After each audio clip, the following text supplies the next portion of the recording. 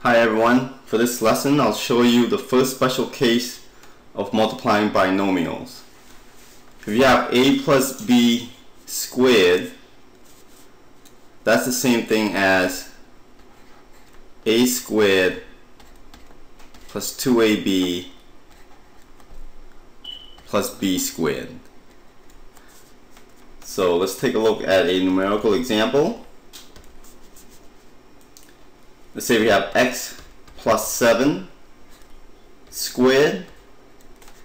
That's the same thing as x plus 7 times x plus 7.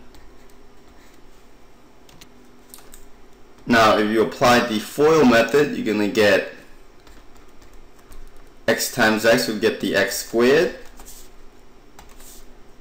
The x times the 7, you get the positive 7x.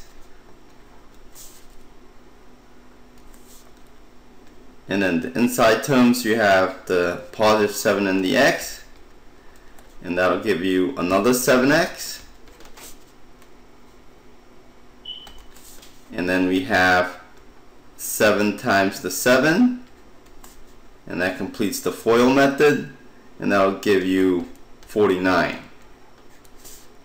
So if you were to simplify this, we'll get x squared plus 14x plus 49. So the whole idea with this special case is you take the first term here, the a, so in this case it's the x, and you square it, which is a squared. So here's our final answer, x squared. The next thing you do is you take the product of AB and you double it.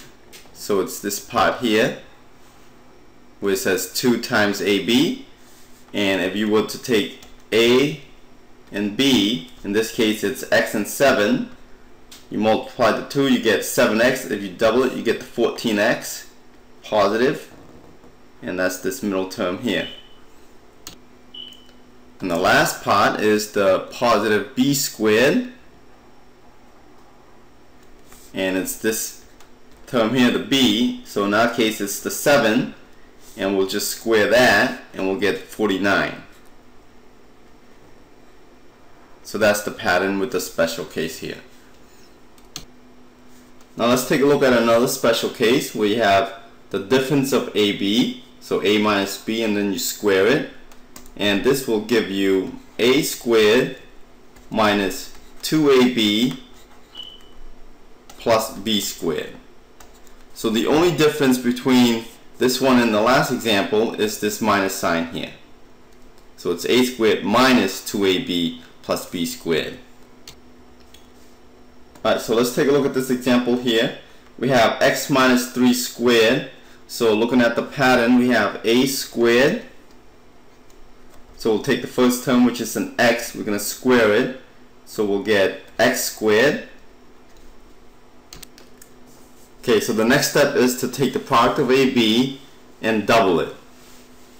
So a times b, in this case, the a is the x and the b is the 3. So a times b, x times 3 gives you 3x. And if you double that, you get 6x, and notice the minus sign, so let's put that in the front. So it's going to be minus 6x. And the last thing we want to do is take the b and square it. So in this case our b is the 3. We're going to take 3 and we square it, and we'll get 9. So our final answer is x squared minus 6x plus 9. Alright, the last special case I'm going to show you is when you have a plus b times a minus b. And this will give you just the a squared minus the b squared. Alright, so let's take a look at this example here. We have the x plus 4, which is the a plus b. So a is x, b is 4. And here we have x plus 4 times x minus 4. So taking a look at our pattern here, it's going to be a squared minus b squared. So this will give us x squared, because that's what the a squared is,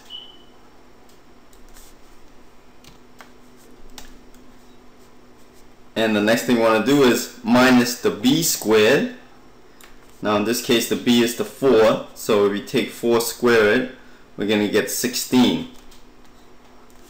Don't forget the minus sign in between the x squared and the 16. So x plus 4 times x minus 4 is equal to x squared minus 16. So that's our final answer. And you can also verify by using the FOIL method. And we're done. And we're happy.